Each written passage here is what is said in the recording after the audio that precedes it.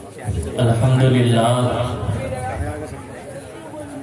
والصلاة والسلام علی رسول اللہ اما بعد فاعوذ باللہ من الشیطان الرجیم بسم اللہ الرحمن الرحیم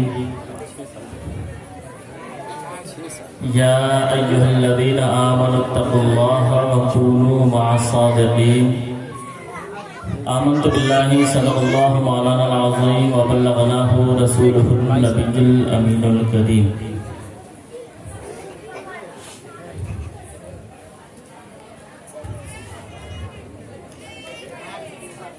محترم سامعین اور جلوہ افروز علماء کرام، مفتیان اعظام، خصوصاً صاحب سجادہ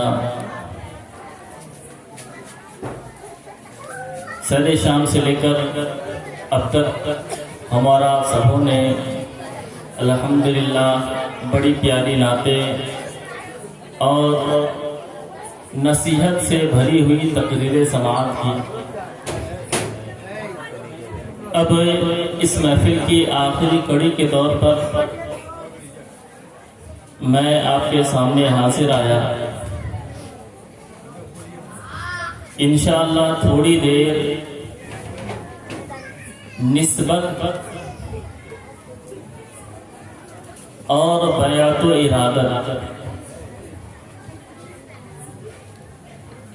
پھر اگر وقت نے اجازت دی تو حضور غوث پاک رضی اللہ عنہ کے بھی حوالے سے تھوڑی گفتگو کرنے کی سعادت حاصل کروں گا،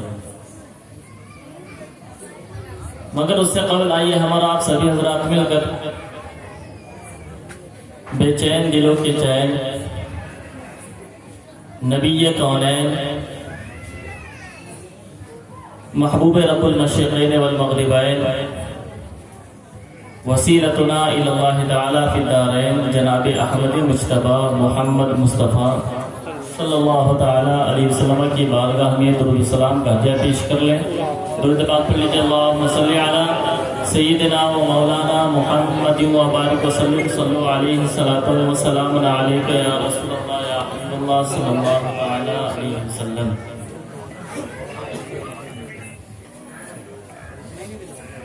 محترم سامعین،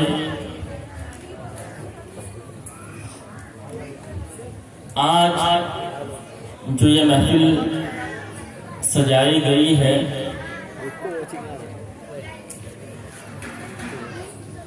اور جن لوگوں سے اس محفل کو منسوب کیا گیا ہے، جن ہستیوں کے نام سے اس محفل کو منعقد کیا گیا ہے، ان میں سے کسی کو بھی ہم نے نہ دیکھا اور نہ کبھی دیکھ پائیں گے۔ جاگتی آنکھوں سے نہ ہم نے دیکھا ہے اور نہ کبھی دیکھ پائیں گے۔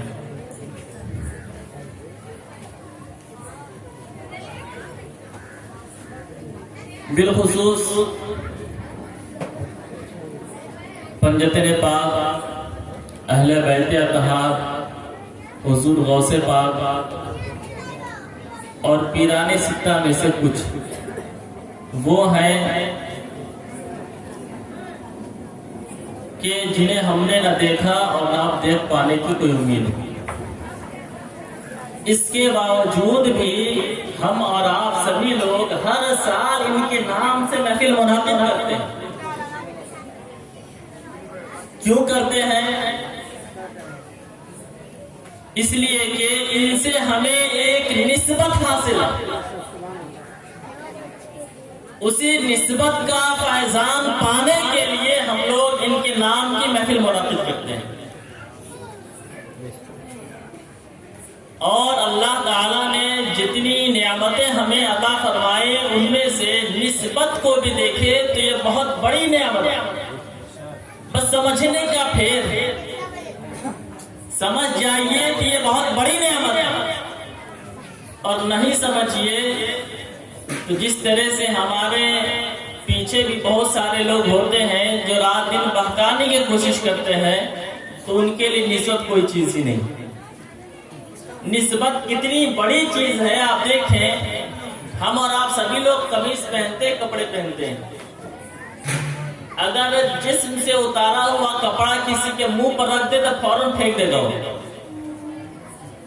کوئی کہے گا بدبو آ رہی, کوئی کہے گندہ کپڑا منہ پر رکھ دیا. لیکن حضرت یوسف علیہ السلام کے جسم سے جو کپڑا لگا تھا, وہ کپڑا جب حضرت یعقوب علیہ السلام کے چہرے انور پر رکھا گیا تو آپ کی آنکھوں کی جو بینائی ختم ہو گئی تھی وہ واپس آ گئی. آخر اس کپڑے میں کیا ایسی خاص بات تھی؟ کوئی سائنس ہے یہاں کہ کپڑا حضرت یعقوب علیہ السلام کے آنکھوں پر رکھا گیا اور ان کی آنکھوں کی جو بینائی ختم ہو گئی تو وہ واپس آ گئی؟ اگر کوئی سائنس ہے تو وہ نسبت کا فیضان ہے وہ کہ ایک نبی کے جسم سے اس کپڑے کو نسبت تھی تو جیسے ہی آنکھوں پر رکھا گیا اندھی آنکھوں کے اندر روشنی آ گئی.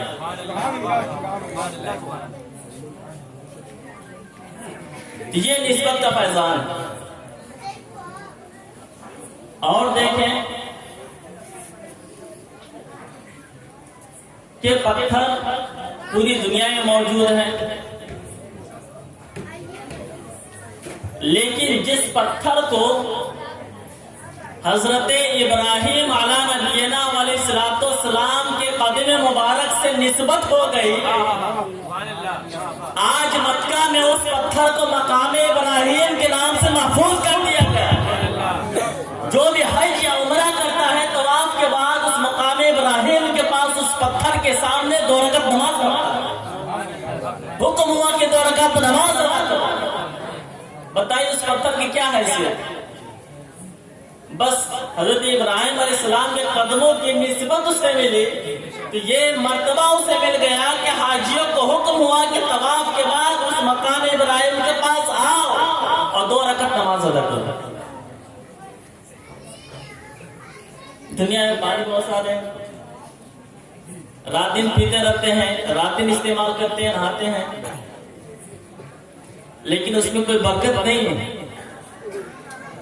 لیکن ایک پانی وہ ہے جس کو حضرت ابراہیم اسماعیل علیہ السلام کے قدموں سے نسبت ہو گئی,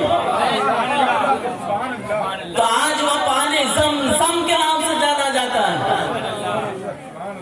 اتنا بابرکت ہے کہ چند پانی جسے کھڑے ہو کر پینے کا حکم ہوا ان میں سے وہ زمزم ہے. سارے پانیوں کو حکم ہوا کہ بیٹھ کر کے پیا جائے, زمزم کے بارے میں حکم ہوا کہ کھڑے ہو کر کے پیا جائے. یہاں تک کہ سائنسی فوائد پر مشتمل کتابیں بھی لکھی گئی کہ زمزم میں کیا کیا سائنسی طور پر فائدے ہیں. آخر اس پانی کو یہ مرتبہ کیوں ملا؟ نسبت کا فیضان. نسبت ملی, وہ پانی متبرک ہو گیا. نسبت کا فیضان ہے. پھر ہم اور آپ سبھی رات دن تو بولتے رہتے ہیں نا, گھر میں, باہر میں یا اور بھی کہیں ہیں, رات دن بولتے ہیں, ہمارے زبان سے الفاظ نکلتے ہیں, لیکن اسی کو اہمیت نہیں ہے. لیکن جو الفاظ خدا کی طرف نسبت ہو گئی وہ قرآن کے نام سے جانا گیا. جن الفاظ کو اللہ سے نسبت ہوئی وہ الفاظ قرآن کے نام سے ہمارے سامنے موجود. نسبت, بس نسبت کا فیضان ہے یہ. اور کسی لفظ کو ہم قرآن نہیں کہتے, اور کسی لفظ کو منہ اٹھا کر کے نہیں چومتے, لیکن جن الفاظ کو یہ نسبت مل گئی کہ خدا کی طرف سے نازل کیا گیا, آج قرآن کی صورت ہمارے سامنے موجود ہے. رات دن چومتے ہیں, رات دن پڑھتے ہیں, رات دن دیکھتے ہیں, اور اس کو دیکھنے پر بھی ثواب, پڑھنے پر بھی ثواب, سننے پر بھی ثواب, چھونے پر بھی ثواب. آخر ان الفاظ کو یہ مرتبہ کیسے ملا؟ نسبت. یہ ہے نسبت. سبھی لوگ ہم لوگ بولتے ہیں, لیکن جن الفاظ کو نبی سے نسبت ہو گئی وہ حدیث کے ملا گئی. ہمارے الفاظ کو کوئی سننا بھی نہ چاہے, حضور کے الفاظ کو, ارشادات کو کتابوں میں محفوظ کیا گیا. سب سے مشہور صحائے ستہ ہوئی، ان میں بھی مشہور بخاری ہوئی، اتنی مشہور ہوئی کہ لوگوں نے کہا قرآن پاک کے بعد اگر روئے زمین پر سب سے صحیح کتاب اگر کوئی تو بخاری شریف۔ تو ہماری باتوں کو حدیث کیوں نہیں کوئی کہتا ہے؟ آخر ان الفاظ کو حدیث کیوں کہا گیا؟ حضور سے نسبت ہو گئی تو اسے حدیث کھا جانے لگا۔ صرف حدیث نہیں ہے، حدیث مبارک، حدیث پاک، اور نہ جانے کیا کیا الفاظ استعمال کیے جاتے ہیں۔ تو آخر ان الفاظ کو یہ نسبت، یہ فضیلت کیوں ملی؟ بس نسبت، یہ نسبت کا فیضان ہے۔ ویسے نسبت کے فیضان پر تو بہت ساری باتیں ہیں، اور آپ لوگوں نے کچھ باتیں سنی ہوں گی، میں ان سے ہٹ کر کے الگ بیان کرنا چاہتا ہوں آپ سے۔ تو وہ الفاظ جس کو نسبت ہوئی نبی کریم علیہ الصلوۃ والسلام سے، وہ الفاظ حدیث کہے جا رہے ہیں۔ اور آگے دیکھیں تو نماز ہم رات دن پڑھتے ہیں، رات دن پڑھتے ہیں، لیکن ان نمازوں کا جو ثواب ہے وہ تو نہیں ملا۔ لیکن اگر اسی نماز کو مکہ المکرمہ کی زمین سے نسبت مل جائے تو 2 رکعت 1 لاکھ رکعت پڑھنے کے برابر ہو جائے۔ مکہ المکرمہ میں ہم 2 رکعت پڑھیں تو 1 لاکھ رکعت پڑھنے کا ثواب مل جائے۔ آخر وہ 2 رکعت کو اتنی بڑی فضیلت کیوں ملی؟ بس نسبت، مکہ کی زمین سے نسبت۔ تو ہم یہاں 2 رکعت پڑھیں تو 2 رکعت کا ثواب ملے، مکہ میں 2 رکعت پڑھے تو 1 لاکھ رکعت پڑھنے کا ثواب ملا۔ ان 2 رکعتوں کو یہ فیضان کیوں ملا، یہ برکتیں کیوں ملی؟ سرزمین مکہ کی نسبت کی برکت۔ اور پھر وہیں سے محبوب کی زمین پر تشریف لیا، محبوب کی زمین پر حاضر ہو جائے، وہاں 2 رکعت پڑھیں تو 2 رکعت پڑھنے کی برکت سے وہاں پر 50,000 رکعت پڑھنے کا ثواب ملتا ہے۔ پڑھ رہے ہیں 2 رکعت اور ثواب مل رہا ہے 50,000 رکعت۔ یہ برکت کس کی وجہ سے ہے؟ بس نسبت۔ آج جسے ہم مدینہ منورہ کہتے ہیں، کسی زمانے میں اسے یثرب کہا جاتا تھا، یثرب، بیماریوں کی زمین۔ کیا کہا جاتا تھا؟ بیماریوں کی زمین۔ لیکن جب سے طلوع سرکار سے نسبت ہوئی اس زمین کو، آج اس زمین کی خاک بھی خاک شفا سے نام جاتی ہے۔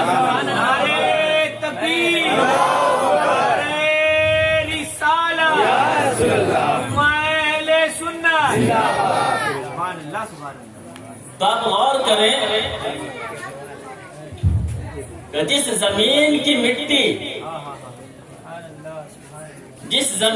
مٹی بیماریوں کا گڑھ مانا جاتا تھا، جب اس زمین کو طلوع سرکار سے نسبت ہوئی تو وہ زمین خاک شفا جانے لگی۔ یہ فضیلت کیسے ملے اسے؟ نسبت سرکار کے طلبے سے نسبت ہوئی اس زمین کو تو وہ زمین مدینہ منورہ کہا جانے لگا۔ وہاں کے خاک شفا کے نام سے لوگ کہنے لگے۔ علماء اہل سنت مدینہ کے خاک کے بارے میں لکھتے کہ وہ خاک شفا۔ اور ہمارے اور آپ کے پیارے آقا جس جگہ پر آرام کر رہے ہیں، مدفون ہے، اس جگہ پر جو مٹی آپ کے جسم مبارک سے لگی ہوئی ہے، علماء کرام فرماتے ہیں کہ وہ مٹی عرش اعظم سے بھی افضل ہے۔ شیخ عبدالحق محدث دہلوی اپنی کتاب میں لکھتے ہیں علیہ رحمہ کہ جو زمین، جو مٹی ہمارے اور آپ کے پیارے آقا کے جسم اطہر سے آج بھی لگی ہوئی ہے، وہ مٹی عرش اعظم سے بھی افضل ہے۔ آخر اس مٹی کو اتنی بڑی فضیلت کیوں ملی؟ صرف نسبت۔ جس میں سرکار سے نسبت ہوئی تو وہ مٹی عرش اعظم سے بھی افضل قرار پائی۔ راتیں تو سبھی برابر ہی ہے، راتیں تو سبھی برابر ہیں، ہر رات میں اندھیرا ہی ہوتا ہے، کسی رات کو اجالا نہیں ہوتا، ہر رات میں اندھیرا ہی ہوتا ہے، اور ہر رات میں چاند ہی نکلتا ہے یا تارے نکلتے ہیں، کبھی سورج نہیں نکلتا، ساری راتیں برابر ہیں۔ لیکن جس رات قرآن نازل ہو جائے وہ لیلۃ القدر کے نام سے جانے جائے اور وہ رات 1000 راتوں سے افضل ہو جائے، آخر اس رات کو یہ فضیلت کیسے مل رہی ہے؟ قرآن سے نسبت، صرف نسبت، یہ فیضان کی نسبت۔ اور آج کہتے ہیں کہ نسبت سے کیا ہوتا ہے؟ نسبت سے ہی ہر چیز چل رہی ہے۔ یہاں تک کہ علماء کرام نے لکھا کہ جس 12ویں شریف کی رات، جس 12ویں شریف کی صبح اور رات میں ہمارے اور آپ کے پیارے آقا کی ولادت ہوئی، وہ رات شب قدر سے بھی افضل۔ کیوں؟ اس لیے کہ شب قدر کو یہ فضیلت ملی قرآن کے نازل ہونے کی وجہ سے، اور جس رات حضور پیدا ہوئے، جس کی سبب سے ہمیں قرآن ملا، وہ پیدا ہوئے اس لیے وہ رات شب قدر سے بھی افضل۔ اگر اس رات کی فضیلت کیوں مل رہی ہے؟ صرف نسبت۔ تو یہ ہے نسبت کا فیضان۔ کیونکہ وقت بہت کم ہے اور بڑی تیزی کے ساتھ گزرنا بھی ہے، اس لیے میں آگے چلتے ہوئے آپ کو بتاؤں کہ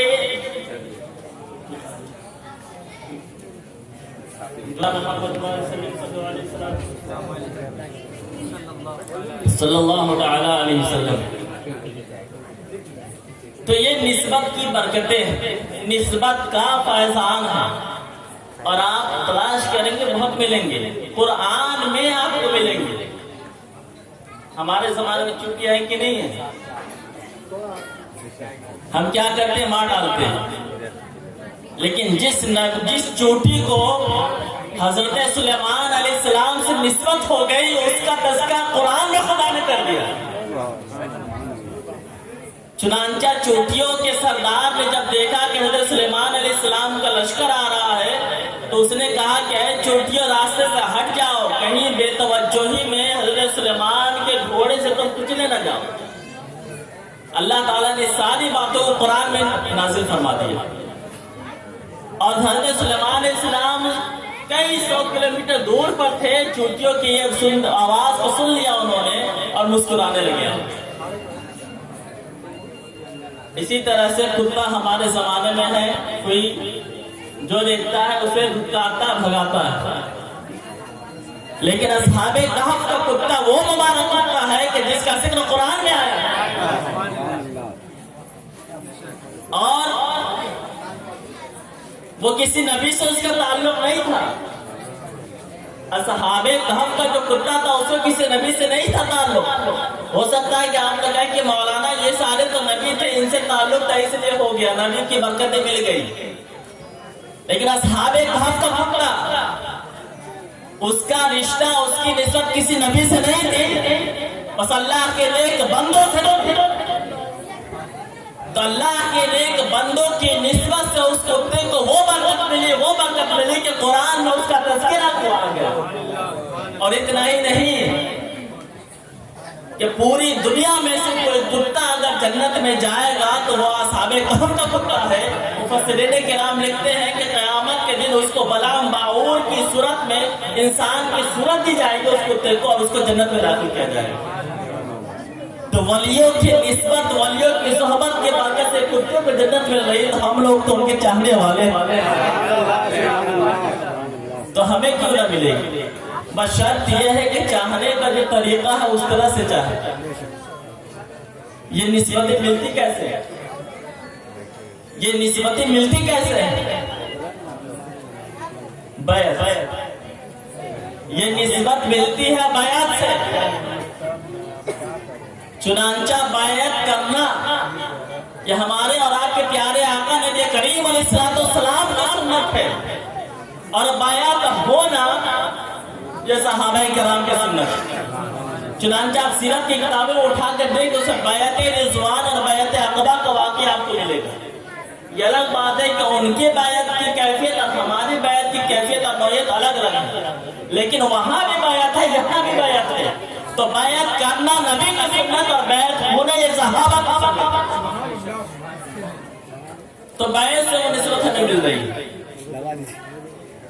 इसीलिए इमाम अहले सुन्नत आला हज़रत फतावा रज़िया में लिखा कि दुनिया में सबसे बड़ा पीर अगर कोई है तो नबी करीम अलैहिस्सलातु वस्सलाम ने, और सबसे बड़े कोई मुरीद है तो हज़रत अबू बकर सिद्दीक़ रज़ियल्लाहु ताला अन्हु। मोहम्मद से बड़ा कोई पीर नहीं और अबू बकर सिद्दीक़ से बड़ा कोई मुरीद नहीं। और उन्हें ये रुतबा क्यों मिला? हज़रत अबू बकर सिद्दीक़ को ये रुतबा क्यों मिला कि उनसे बड़ा मुरीद कोई नहीं? क्योंकि उन्होंने नबी को वैसा माना जैसा नबी ने उनको कहा कि मुझे मानो, वैसा नहीं माना जैसा हज़रत अबू बकर सिद्दीक़ के दिल ने चाहा।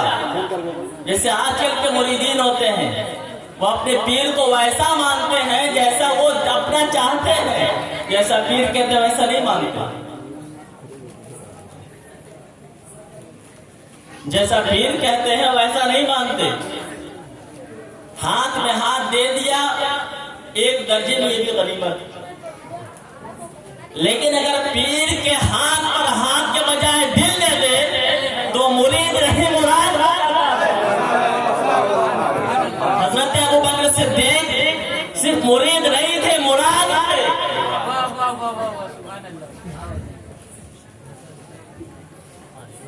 हजरत अबू बकर सिद्दीक़ मुरीद ही नहीं थे, मुराद भी थे। जब कोई बंदा अपने पीर के हाथ पे हाथ देता है तो मुरीद बनता है, और अपना दिल रख देता है तो मुराद बन जाता है।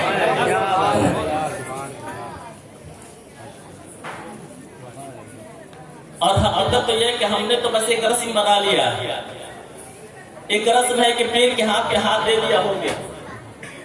जबकि हम तो ये सोचते हैं कि आज का जो दौर है, हकीकत यही है कि मुरीदों ने पीर को वैसा नहीं माना जैसा पीर ने कहा, वैसा माना जैसा हमने और आपने चाहा।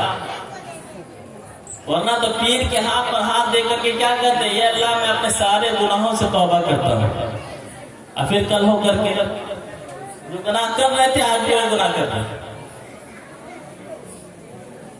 अपने पीर के हाथ पर हाथ दिया, और गौर करें से पीर के हाथ पर हाथ नहीं दिया था, कहा था कि मैं अपने पीर के वास्ते से गौसे आज़म के हाथ पर हाथ दे रहा हूं। तो जब गौसे आज़म के हाथ पर हाथ दे करके हमारा ये हाल है कि कह दिया कि गुनाहों से तौबा करता हूं, फिर भी कब होकर के वही गुनाह कर रहे हैं, तो हमने पीर को कैसा माना? जैसा पीर ने कहा था वैसा, कि हमने जैसा चाहता वैसा?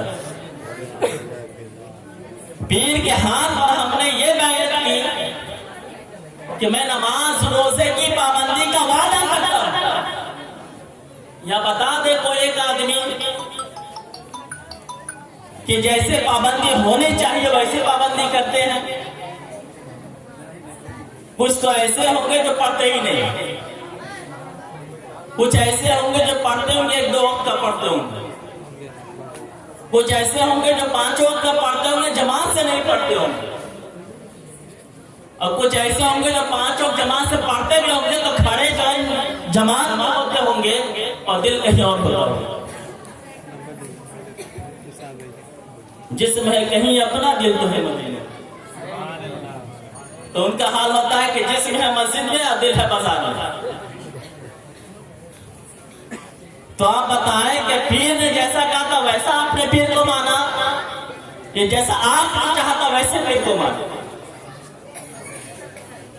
तो हम तो मुरीद के दर्जे तक नहीं पहुंच पाए, मुराद तो बहुत दूर की बात है।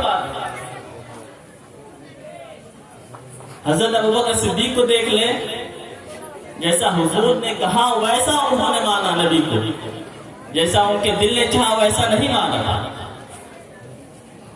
जब हुजूर ने कहा कि इस्लाम के लिए है कोई जो माल जमा करे और सदका करे, तो कुछ लोग कुछ लेकर के आए, कुछ लोग कुछ लेकर के आए। जब अबू बकर सिद्दीक सारा का सारा माल लेकर के चले आए, घर उठा करके चले आए। हजरत अबू बकर सिद्दीक से पूछा कि अपने बाल बच्चों के लिए क्या छोड़ा है? تو یا رسول اللہ میں نے آپ کی محبت اپنے بال بچوں کے لیے چھوڑ دی۔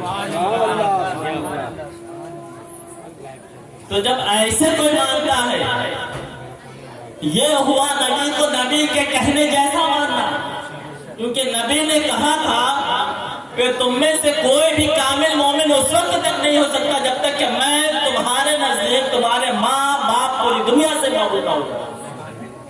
جب اسے دکھا دیا کہ میرے نزدیک آپ سے زیادہ محبوب کوئی ہے ہی نہیں، بال بچوں کے لیے چھوڑا بھی تو کیا چھوڑا؟ محبوب کی محبت چھوڑا۔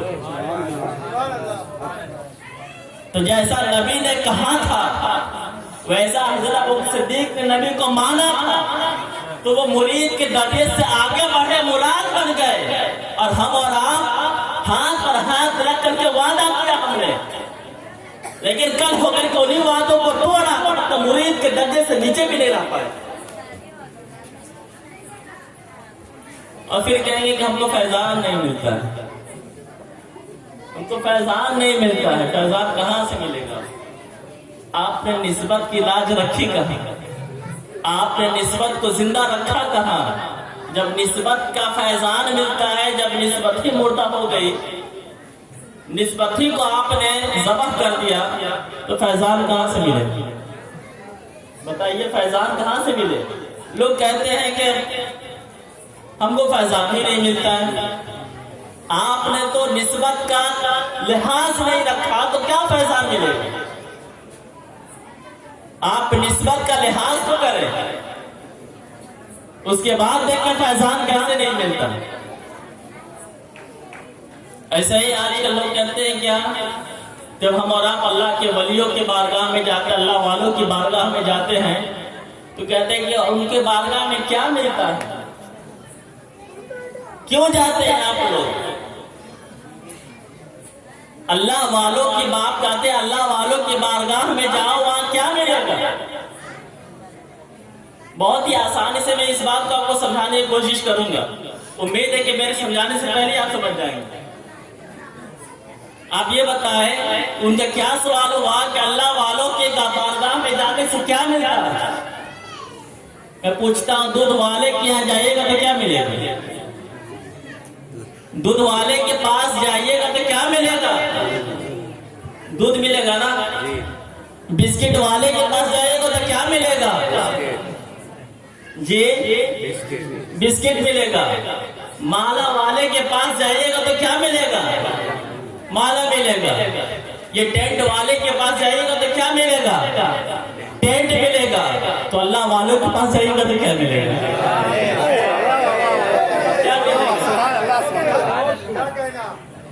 جب ان کے پاس جاتے ہیں تو وہ ملتا ہے۔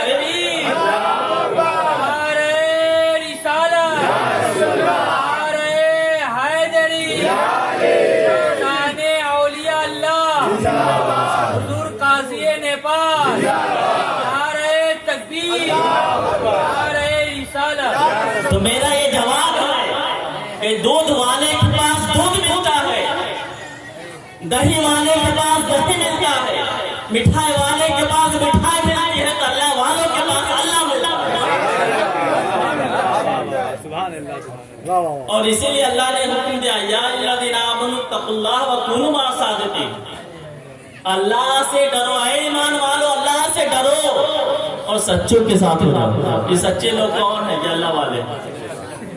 اللہ خود ان کے ساتھ ہونے کا حکم دے رہا ہے، سچوں کے ساتھ ہو جاؤ۔ تو اللہ والوں کے پاس ہم اس لیے جاتے ہیں کہ ہمیں وہاں اللہ ملتا ہے۔